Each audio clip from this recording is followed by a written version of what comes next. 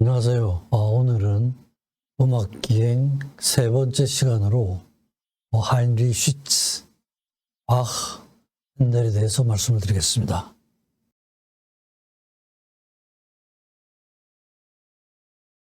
예, 오늘 이 세 분으로 정했는데요. 물론 세 분 다 독일 출신이시고 또 출생지가 아주 가깝습니다. 거리가 얼마 안 돼요. 그래서 세 분을 같이 묶어봤습니다. 하인리 슈츠는 1585년생이고 바흐 핸델보다 정확하게 100년 전에 태어나신 분이죠. 그래서 독일 음악의 아버지로 불리시는 그런 분입니다. 바트 캐스트리츠라는 곳에 태어나셔가지고 바이젠펠스에서 생을 마치셨고요. 이태리 유학을 한 2번 정도 하셨습니다. 바흐는 1685년에서 1750년까지 사셨는데 독일 안에서만 지내셨죠. 그래서 저기 쭉 적어드린 게 이제 또 다니시면서 옮겨 다니신 그런 도시들에 대해서 말씀을 드리고, 베크마르는 바흐의 4대 선조입니다. 선조가 독일에 처음 와서 자리를 잡은 그것이 기념관으로 되어 있습니다. 그것까지 같이 소개를 드리겠습니다. 핸델은 바흐와 같은 해에 태어났는데 활동 범위가 굉장히 달랐습니다. 바흐가 독일 내에서만 활동을 했다면은 핸델은 상당히 국제적이었습니다.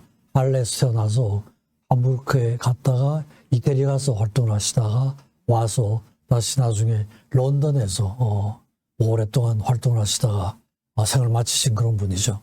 그래서 그런 내용을 간단하게 말씀드리겠습니다. 요게 이제 태어나신 그 도시들인데요. 저게 바이마르, 할레, 아이젠하흐 이렇게 되어 있죠. 그죠? 아이젠하흐가 바흐의 고향이고 할레가 핸델의 고향입니다. 그리고 저 바이마르하고 할레 사이에 바트 캐스트리츠하고 바이젠펠스 그 사이에서 하인리 슈츠가 태어났어요. 저기 표시는 못 해드렸는데요. 그러니까 반경 한 50 내지 100km 그 사이에서 서로 다 태어나셨던 것 같습니다. 그래서 이 지도를 보여드립니다.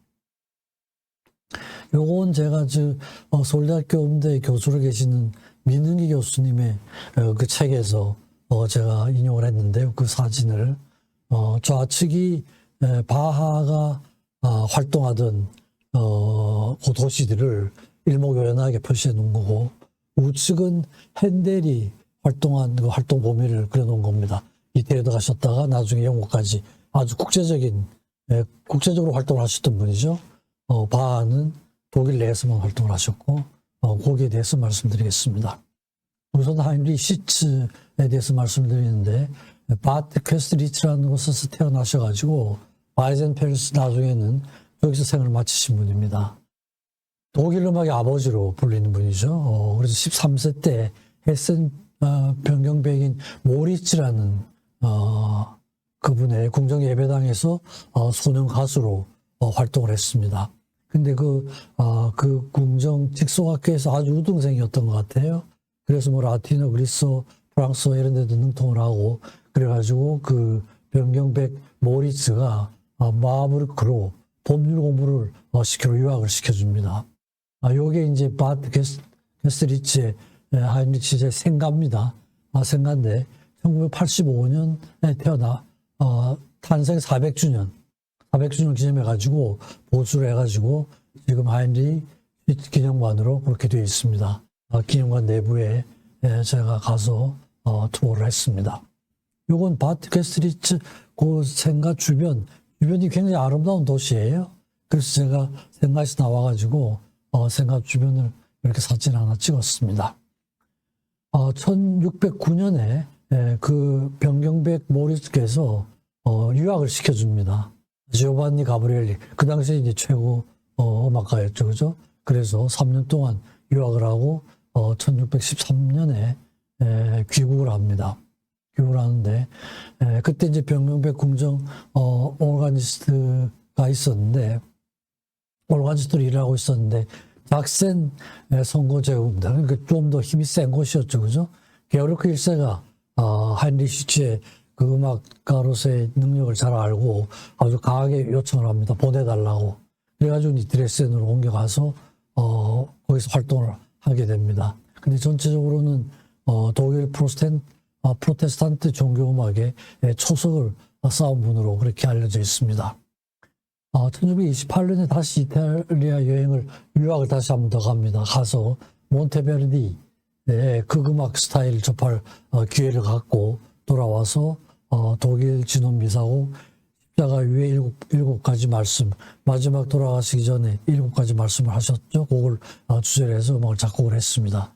그리고 제자에게 구술을 해가지고 작곡법 교정이라는 책을 펴내는데 17세기에서 가장 뛰어난 작곡법 교과서로 그렇게 알려져 있습니다. 요건 이제 바이젠펠스 기념관인데요. 계속 이제 나이가 들면서 이제 힘이 좀 붙이니까 은퇴를 하겠다고 그랬는데 게오르그 1세가 절대로 은퇴를 시켜주지 않았습니다. 근데 이제 1656년에 게오르그 1세가 세상을 떠나게 되니까 그때 다시 은퇴 신청을 해가지고 은퇴를 하게 됩니다. 은퇴를 해서 1656년부터 이 집에서 살게 되는 거죠. 그래서 이 집도 마찬가지로 1985년 탄생 400주년 기념회 재단장을 해서 기념관으로 되어 있습니다. 여기에서 은퇴를 해가지고 누가 순환곡, 요한 순환곡, 마태 순환곡 이런 순환곡들을 작곡을 하고 86세 그러니까 사망하기 직전인데 그때까지도 작곡 활동을 했던 것 같아요. 마니피가토라는 곡을 작곡을 했습니다.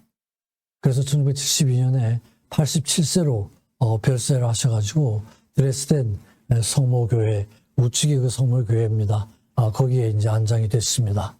묘비명은 선제후의 악장이며 금세기 최대의 음악가 하인리 시츠라는 이제 묘비명을 새기고 저기에 이제 안장되셨습니다. 그래서 바 핸델보다 100년 전에 태어나서 활동을 하신 분으로 독일 음악의 아버지로 불리고 바 핸델을 낳게 된, 바 핸델이 있게 된 그런 음악가라고 할 수가 있습니다. 다음은 바흐에 대해서 말씀드리겠습니다. 바흐에 대해서는 베흐마르, 요건 이제 4대 선조가 독일로 처음 이주를 와서 터를 잡은 마을인데 기념관으로 되어 있습니다. 아이젠하워에서 태어나서 밀하우젠, 도른하임, 아른슈타트, 바이머 여러 도시를 옮겨 다녔는데 직장을 옮겨 다닌 그런 활동 영역이 됩니다. 거기에 대해서 말씀드리겠습니다. 우선 그 베흐마르는 바흐의 선조 기념관입니다. 요것도 제가 민은기 교수님의 책에서 인용을 했는데요. 보헤미아 지역, 원래 조상은 체코 보헤미아 지역에 있다가 4대 선조가 아이젠하워 티링겐 쪽으로 이사를 왔습니다. 이사를 왔는데 그때 아마 그 종교 박해가 굉장히 심했던 것 같아요. 4대조 이름은 파이트바흐인데요. 체코 보헤미아 지역에서 티링겐으로 이주를 와서 재방문을 합니다. 그런데 이 선조도 음악은 굉장히 좋아하셨던 것 같아요. 늘 치타를 들고 다니면서 일을 하셨고 저 그림은 1735년경의 가게도인데 바하 가족 가게에서 음악가들을 저렇게 그려놓은 겁니다. 아주 완전히 음악가 가족이죠. 6대에 걸쳐가지고 음악가라고 할 수 있는 사람이 53명이 나옵니다. 그래가지고 나중에 바하가 자기 조상들의 그런 가계도를 그리게 됐는데 바하 자신은 24번째, 바하 이전에도 23분의 음악가가 계셨죠. 그 후에도 또 계속 음악가들이 이어집니다. 그리고 자기 막내 아들은 크리스찬 바하인데 크리스찬 바하를 저때 미리 이름을 붙여놨는데 예상을 해가지고 실제로 예상이 맞아가지고 크리스찬 바하가 나중에 50번 번호로 받게 됩니다. 그 가계도입니다. 이게 이제 스템하우스라고 하는 게 조상의 집 이런 뜻입니다. 바하 조상의 집. 그래서 베흐마르죠, 그죠? 거기입니다. 이제 이런 데 가면은 저런 기념관은 찾아오는 사람들이 거의 없어요. 사실은 아는 사람도 별로 없고. 저는 이제 저 빨간 옷을 입은 분이 독일 분이신데 교수를 하시는 분입니다. 제가 저분한테 바하 투어를 하고 싶다고 얘기를 했더니 프로그램을 짜줘가지고 제가 이제 바하 핸들 투어를 하게 된 그런 거였는데, 특별하게 해줘서 가게 된 집입니다. 가면 이제 굉장히 반가워하죠. 반가워해가지고, 설명을 굉장히 자세하게 해줍니다. 이게 이제 밖에서, 찍은 집이고요. 여기 안에, 이렇게 음악가들 사진도 있고, 트리도 있고요. 그죠? 그래서, 굉장히 자세하게 설명을 해주는데, 독일 말로 막 설명을 하니까 알아들을 수는 없는데, 하여튼, 저희가 굉장히 귀한 손님이 됩니다. 귀한 게스트가 됩니다. 그래서 각 방마다 굉장히 자세하게 설명을 들을 수도 있고, 기념품도 많이 받을 수 있는 그런 기회가 됩니다. 거기서 사시다가 이제 그 후손들이 아이젠하워, 아버지 때 아이젠하워로 오게 됩니다. 그래서 아이젠하워, 바로 그 저기 빨갛게 표시되어 있는 부분이죠. 저기 이제 이사를 와서 바하가 거기서 태어납니다. 아이젠하워에서 태어납니다. 근데 바하는 뭐 음악의 아버지라고 불리죠. 핸델이 음악의 어머니. 이런 별명이 붙어 있죠. 그죠? 1685년생인데요. 모든 음악은 바하로부터 나온다. 이런 평도 받고요. 모든 음악이 사라져도 바하의 평균율만 있으면은 모두 복원할 수 있다. 이런 평을 들을 정도로 모든 음악에, 클래식 음악에 기초를 마련한 그런 그 음악가라고 할 수가 있죠. 그죠? 아주 신앙심이 깊어가지고 항상 작곡을 하고 나면 SDG, Soli Deo Gloria, 오직 하느님께 영광을, 이런 자세로 작곡을 했던 분입니다. 공부는 작곡법 같은 거는 특별하게 배운 기록이 별로 없습니다. 스스로 익힌 것 같고, 오르간 연주는 큰형한테서 배우게 됩니다. 아주 헌신적인 교육가였고 도제식 교육을 시행을 했습니다. 늘 한 4명의 제자는 곁에 두고, 바하 작품을 보면 BWV 영어로 이렇게 되어 있는데 독일 말로 바흐 베르케 베르자히니스 이러면은 바하 작품 번호란 뜻입니다. 바하 작품 번호. 그렇게 해서 번호가 이제 막 붙어 있게 됩니다. 이게 이제 어렸을 때 라틴어 학교, 바하가 다니던 학교인데, 이 학교는 마르틴 루터도 나중에 그 전에 다녔던 학교입니다. 이게 아이젠하워의 성 게오르겐 교회인데, 아이젠하워에서 태어나서 이 교회에서 세례를 받았습니다. 그 앞에 있는 광장이 프레디거 광장인데, 저 교회에서 세례를 받은 교회입니다. 아이젠하워의 바하 기념관, 바하 박물관이 있습니다. 근데 이제 요 집이 태어난 집이냐 아니냐 하는 건 논란이 있고, 태어난 집은 아닌 것 같아요, 정확하게는. 근데 요 근처에다 어쨌든 기념관을 만들었습니다. 그래서 여러 가지 육필 학보도 있고 문서, 여러 가지 초상화 동판들이 있습니다. 바하 두개골인데요. 처음 묻혔다가 나중에 이장을 하게 되는데, 이장을 하면서 아마 두개골은 저렇게 세이브를 한 것 같습니다. 바하 두개골이고 바하 시대의 바이올린입니다. 가면 이제 그 기념관에 가면 저렇게 바하 음악을 들을 수 있는 시스템이 아주 잘 돼가지고 좋은 음악을 들을 수 있는 그런 시스템도 만들어져 있습니다.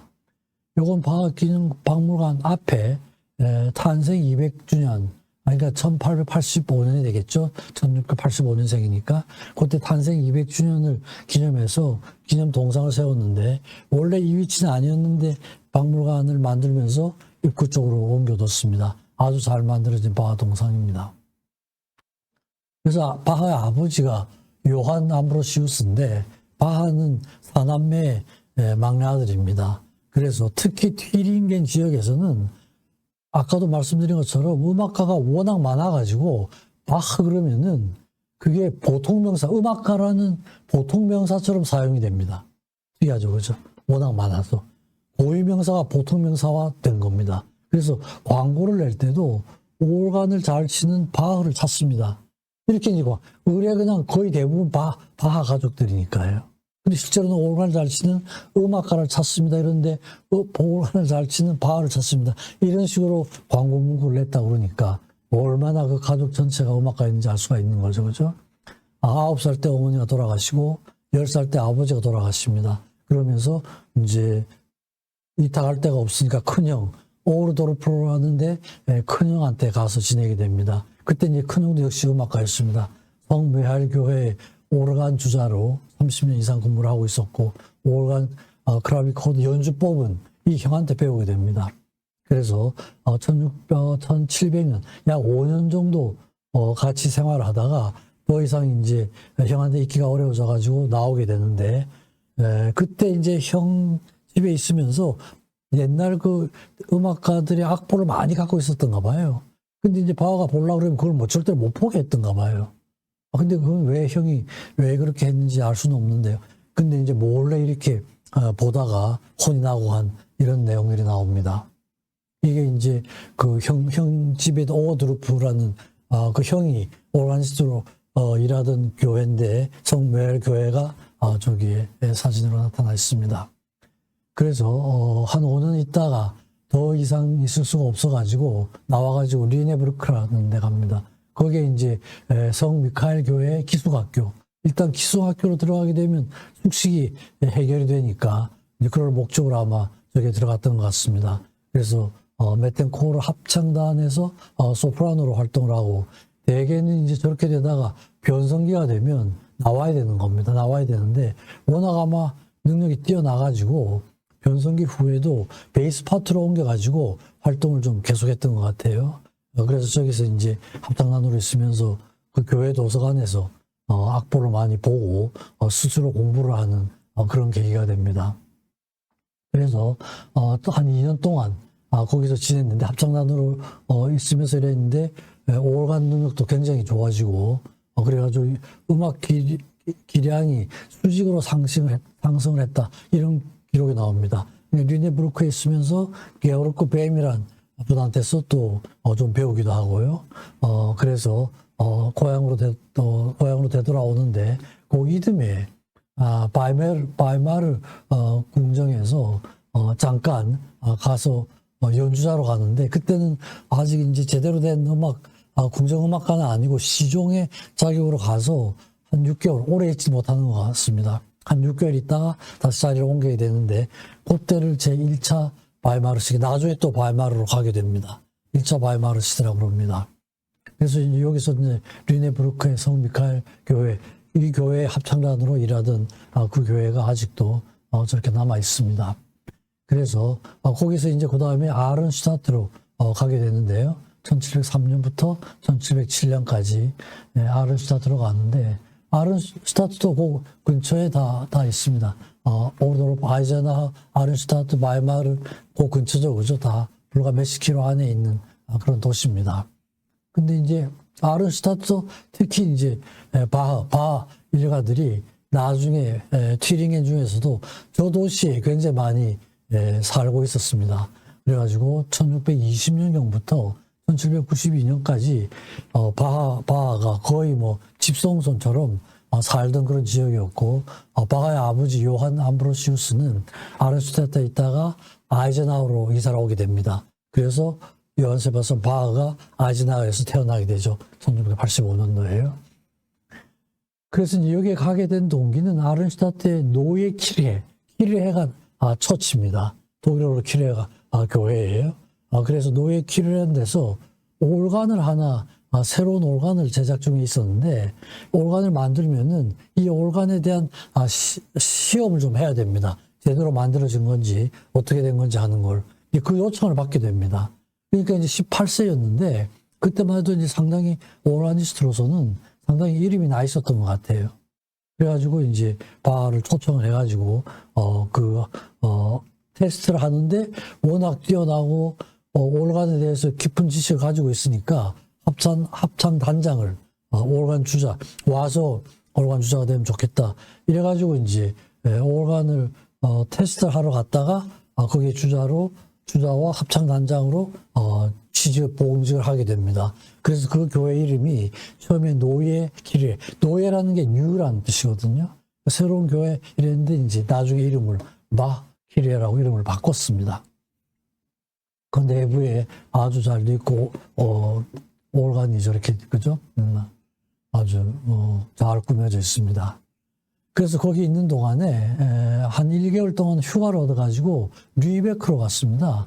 거기서 류베크까지는 거리가 상당히 멉니다. 사람이 먼데 그때 아마 류베크의 교회에 북스테후드 아주 유명한 올간 주자 작곡가이자 올간 연주자였던 것 같습니다. 그분이 이제 워낙 유명하다고 하니까 이제 그 연주를 듣기 위해서 갔습니다. 가가지고 원래는 4주를 허락을 받아가지고 갔는데 한 12주를 머물게 됩니다. 막 공부도 배우고 감동을 받고 해가지고요. 그러니까 말을 한 8주는 그냥 무단 그냥 휴가를 가게 된 이런 셈이었죠. 무단 이탈을 한 이런 셈이 그랬죠, 그죠? 근데 아마 거기에서 굉장히 영향을 많이 받은 것 같아요. 그래가지고 와서 연주 스타일이 굉장히 달라져가지고 교회나 그 교인들이 상당히 적응하기가 힘들 정도로 연주 스타일이 굉장히 달라지는 것 같아요. 근데 이제 무단 이탈로 항공하고 해서 나중에 문책도 당하게 되고요. 그런데 이제 그 기회가 남부 독일과 북부 독일의 음악 양식을 통합할 수 있는 그런 기회가 된다고 합니다. 그리고 그래서 나른슈타트에는 종려나무집이라는 그런 집이 있는데 이게 이제 바하 기념관으로 되어 있습니다. 1590년에 건축이 됐는데 1985년 300년이겠죠. 그러니까 탄생 300주년을 기념으로 해가지고 아른슈타트 바하 기념관으로 만들어서 아주 잘 꾸며져 있습니다. 어디 가나 바하 가족들 패밀리는 저렇게 상징적으로 이렇게 기리고 있습니다. 그 안에서 그런 그 올간도 있고 같이 바하 자필 악보도 있고 또 메모도 있습니다. 계산한 것들 뭐 이런 것들도 다 메모도 남아 있습니다. 악보하고 메모에 대한 내용입니다. 그리고 거기에 이제 그 광장에 젊은 바하의 그 동상이 있는데 저 모습 보시면은 아주 뒤에 거의 누워있는 굉장히 불안한 자세입니다. 불안한 자세로 있어가지고 아마 처음 만들었을 때는 굉장한 비난을 많이 들었던 것 같은데 어쨌든 이렇게 거의 누워있다시피 한 불안한 자세로 명상하는 그런 모습이 돼가지고 지금은 아주 또 굉장히 인기 있는 그런 동상이 됐습니다. 거기에서 이제 또 1707년에 윌하우젠이라는 데로 옮기게 됩니다. 옮기게 되는데 윌하우젠도 그 바로 근처입니다. 거기에서 요거는 이제 윌하우젠의 현재의 전체 전경이고 이 교회 윌하우젠의 성 블라지우스 제가 직접 가지 못했는데 아까 말씀드린 그 민은기 교수님의 책에서 사진을 제가 인용을 했습니다. 저 성 블라지우스 교회에서 초청을 받습니다. 그래가지고 그 교회에 일자리가 생겨가지고 거기 가서 이제 근무를 하게 되는데 저 시기에 꽤 중요한 곡들이 작곡이 됩니다. 파스칼리아 시단조, 그 유명한 토카타 fuga, 전조가 fugo 이런 곡들이 윌하우젠 시대에 작곡이 됩니다. 그리고 1708년 한 1년도 채 안 되네요. 그죠? 안 되는데 바이마르에서 또 상당히 좋은 조건으로 제의가 와서 바이마르를 옮기게 됩니다. 거기에 있으면서 이제 자기 육촌 누이하고 마리아 바르바라죠. 누이하고 도른하임이라는 데서 교회에서 결혼을 하게 됩니다. 1707년에 저 교회가 바하가 결혼을 한 교회입니다. 그 교회 내부고요. 제가 투어를 갔었습니다. 가서 방문한 소감을 적는 장면입니다. 거기서 결혼을 했다 그래가지고 바하 흉상을 저렇게 만들어서 기리고 있습니다. 그 교회 내부 도른하임 교회 내부입니다. 그래서 거기에서 있다가 1708년 그러니까 23세에서 1717년까지 32세까지 바이마르에서 근무를 하게 됩니다. 그때가 이제 음악가로서의 정체성이 좀 확실하게 확립이 되는 그런 시기로 알려져 있고요. 바이마르의 빌헤르 메른스트 공작이 좋은 조건으로 초청을 합니다. 2배의 급료를 제안을 하고 또 그 전까지는 신분이 시종이었는데 궁정음악가로 대우를 해주겠다. 그래가지고 이제 가게 됩니다. 올관도 아주 좋은 게 있고 그러면서 그걸 바탕으로 해서 연주 실력도 많이 늘고 또 작품도 좋은 작품들이 많이 쓰여집니다. 뭐 파스칼리아 샤콘느 파르티타 뭐 아주 불문의 곡들이죠. 그러면서 이제 또 평생 동안 친구가 되는 텔레만하고도 이제 만나서 교를 나누게 되고요. 또 저 시기에는 직접 그 이태리에 가지 못했지만 비발디의 영향을 음악을 들으면서 비발디의 영향을 많이 받는 시기로 그렇게 되어 있습니다. 교회 칸타타뿐 아니라 세속 칸타타도 작곡을 하고 그러면서 1716년에 궁정악장이 사망을 합니다. 요한 사무엘 드레제라고 오랫동안 있던 그 궁정악장이 세상을 떠나게 되는데 바하는 아마 자기가 그동안에 한 역할이나 이런 걸로 인해서 자기가 궁정악장이 될 걸로 이런 기대를 하고 있었습니다. 그런데 이제 그 아들이 있어가지고 아들한테로 세습이 됩니다. 그래서 이제 바하가 상당히 섭섭하게 느끼고 이래가지고 바이마르를 떠날 계획을 하게 됩니다. 근데 이제 궁정악장은 시켜주지 않고 계속 이제 놓치긴 아깝고 하니까 계속 바하를 붙잡아 두려고 그래요. 근데 이제 바하는 도저히 더 이상 있을 수가 없어가지고 계속 사임을 요청을 합니다. 그래서 결국은 바이마르의 헤르초크 비레름 거부를 하다가 계속 이제 사임 요구를 하니까 허락을 해가지고 바이마르를 떠나게 됩니다. 근데 바이마르는 저렇게 상당히 오랜 기간 동안 있으면서 활동도 많이 했는데 바이마르에는 좀 섭섭하기도 아쉽게도 바하 기념관은 없습니다.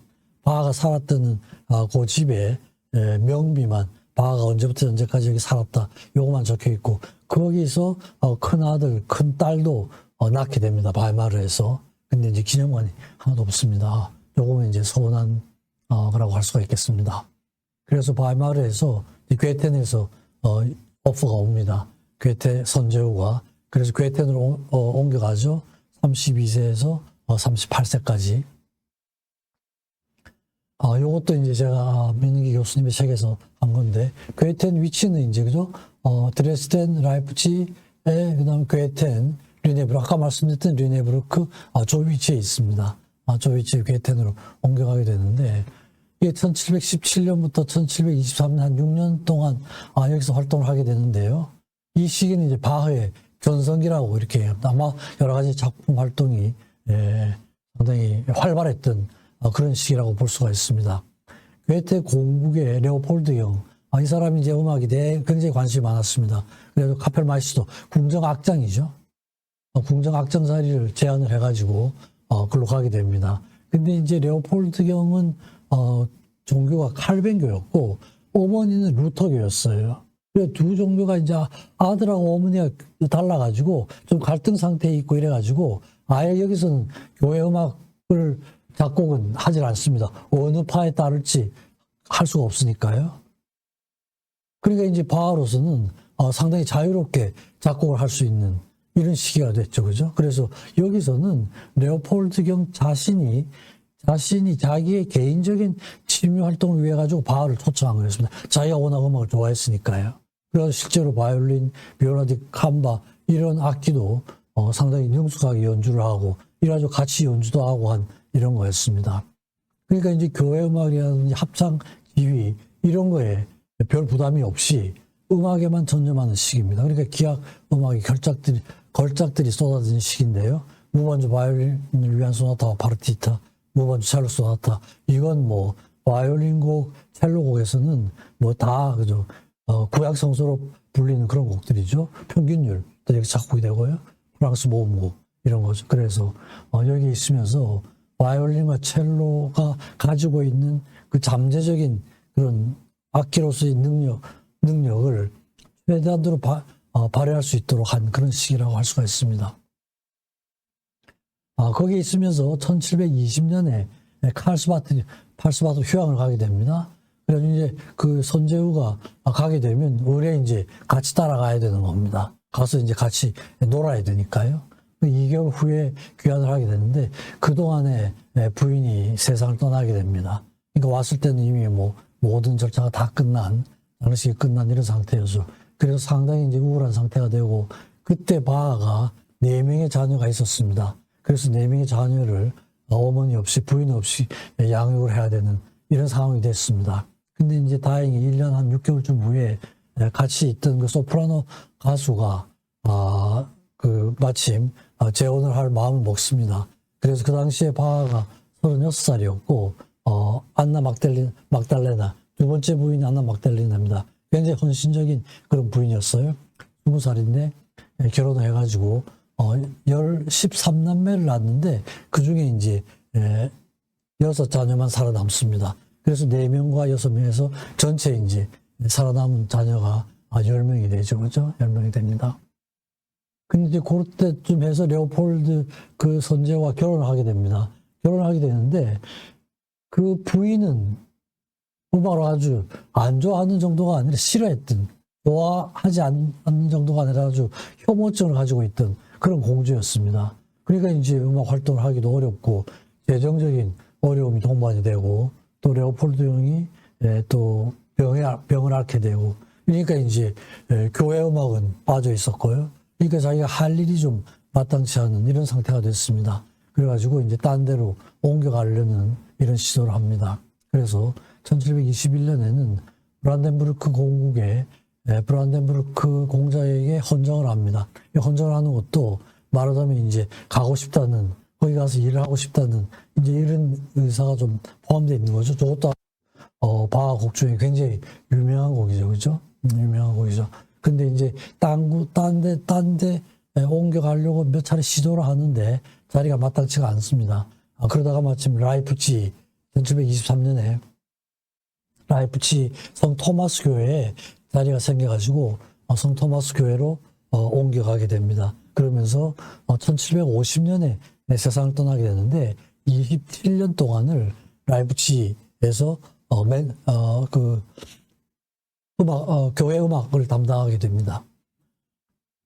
그래서 괴테네는 레오폴드 궁전 내가 일부는 이제 공원이 됐는데 거기에 바하를 기리는 바하 흉상도 있고 또 1967년 이후에는 괴텐 바흐 주간, 바흐가 괴텐에 머물러 있었던 그 기간을 기리면서 바흐 주간을 만들어서 음악제가 열리고 있습니다.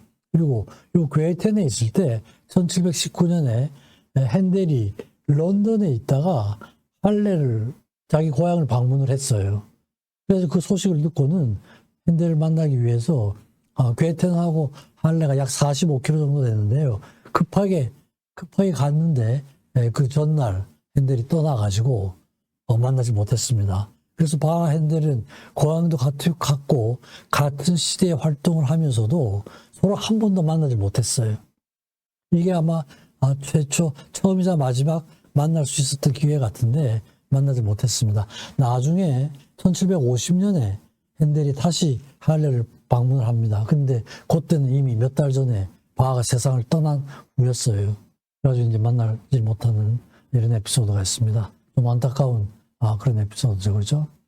이게 이제 기념관 앞에서 제가 사진 하나 찍은 거고, 기념관 내에 이렇게 여러 가지 이제 연주 장면들, 바하하고 레오폴드하고 같이 연주하는 장면들 이런 게 있고, 그 교회의 내부입니다. 내부. 요건 이제 바하의 흉상, 괴테 공원에 있는 바하의 흉상입니다. 그래서 거기서 이제 몇 군데 이제 자리를 구하려고 그러다가 구하지 못하고 라이프치히로 가서 마지막 생애 끝까지 라이프치히에서 생활하게 됩니다. 27년 동안이죠. 그래서 대개 이제 음악가들이 카펠마이스터가 있고 칸토르가 있습니다. 카펠마이스터는 궁정 소속이니까 궁정을 위해서만 일을 하게 되는 거죠, 그죠?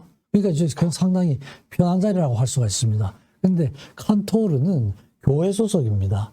그러니까 이제 여러 가지 교육도 해야 되고, 교회에서 일하는 사람들 관리도 해야 되고, 모든 교회 음악을 책임져야 되는 그런 자리이기도 합니다.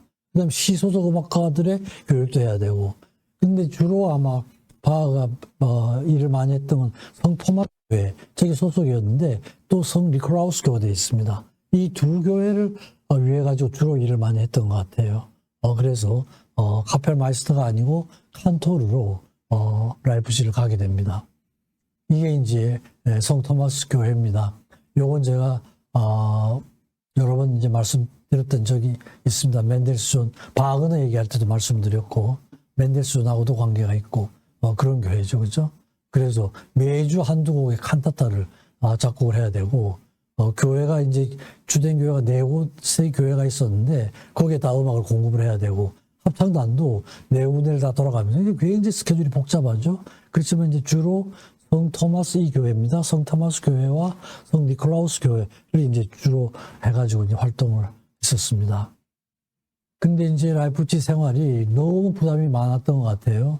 과중한 부담이고, 또 이제 라틴어까지 가르쳐야 되는, 교육 중에 음악 외에 또 라틴어도 가르쳐야 되는, 그러니까 이제 라틴어 수업을 아마 도저히 자기가 다 할 수 없으니까 다른 라틴어 교사를 하나 고용을 해서 시켰던가 봐요. 그랬다고 또 교회로부터 감봉 조치도 당하기도 하고. 그래서는 너무 힘들다 그래가지고 다른 사람들한테 또 게오르그 에르트만 뭐 아는 사람들한테 편지를 써가지고 다른 취직 자리를 구하는데 그게 이제 마땅치가 잘 되질 않았습니다. 잘 되지가 않았고 저 게오르그 에르트만한테 편지를 쓴 편지가 유일하게 남아있는 자필 서한으로 되어 있습니다. 거기에 이제 자기가 여러 가지 힘든 걸 얘기를 하면서 자리를 옮겼으면 좋겠다는 그런 걸 하고 구해달라고 그러는데 구하지 못했던 것 같아요. 그래서 이제 여기 라이프치히에 가면은 바하 기념관도 있고 아카비도 있고요. 그래서 이제 1985년 탄생 300주년이죠. 거기에 이제 크게 보수를 해가지고 지금 잘 기리고 있습니다. 국립 바하 연구소도 있고 기념관도 있습니다. 실제로 아주 오랜 기간 동안 여기서 일을 했기 때문에 바하 연구소를 세울만 하죠, 그죠? 그리고 요건 1979년도에 국제적으로 승인을 받은 대표적인 바흐 연구소로 되어 있습니다. 저서도 많고 악보도 엄청나게 많이 보존을 하고 있는 것 같아요. 리코더도 많고 마이크로필름도 많고. 그래서 아마 여기는 바하에 대한 거의 모든 자료를 다 구할 수 있는 그런 연구소이자 기념관인 것 같습니다. 여기 이제 성 토마스 교회 다시 한번 찍었습니다. 여기 이제 성 토마스 교회 앞에 있는 동상입니다. 굉장히 잘 만든, 꼭 살아있는 바하를 만난 것 같은 그런 느낌이 드는 동상입니다. 여기 가면은 점심때 되면은 그 바하 동상 바로 옆에서 조그마한 광장이 있는데 그 음대 학생들이 나와서 연주를 해요. 근데 그 연주 수준이 이게 뭐 아주 보통 아닙니다. 바하 파르티타 이런 곡들을 저기서 연주를 해요. 그러니까 들으면은 정말 이게 그 관람료를 내지 않을 수 없는 이런 느낌이 들도록 하는 그런 행사가 있는데 재미있는 행사입니다. 그 성토마스 교회 내부인데요. 저기 보이는 가운데 보이는 그 네모난 쪽에 바하 묘소입니다. 바하는 여기서 27년 동안 근무를 했는데 사망을 했을 때 이 교회에 묻히질 못했어요.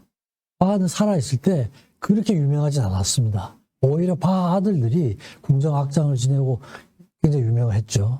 그래가지고 딴 교회, 성 요한의 교회에 있다가 탄생 200주년 기념 때 이 교회로 다시 모시고 온 겁니다. 이때 이제 두 개월도 세이브를 하고요. 이쪽이 이제 가장 중앙재단 앞쪽에 바하 묘소가 거기 있습니다. 제가 묘소 앞에서 사진 한 장 찍었습니다. 그리고 이제 라이프치히에는 매년 6월이 되면은 한 10일간 바하 축제를 할 만하죠, 그죠? 거기에서 27년 동안 칸타타를 작곡을 하고 그랬습니다. 그래서 바하는 사실은 청중들을 위한 이런 건 별로 생각을 안 하고 작곡 활동을 했습니다. 주로 교인들 위한 거, 그 다음에 신을 위한 거, 이런 거. 그러니까 핸델하고는 굉장히 다른 스타일로 작곡을 했고, 그게 나중에 사후에 그 가치가 알려져서 지금 이제 음악의 아버지로 그렇게 불리고 있습니다.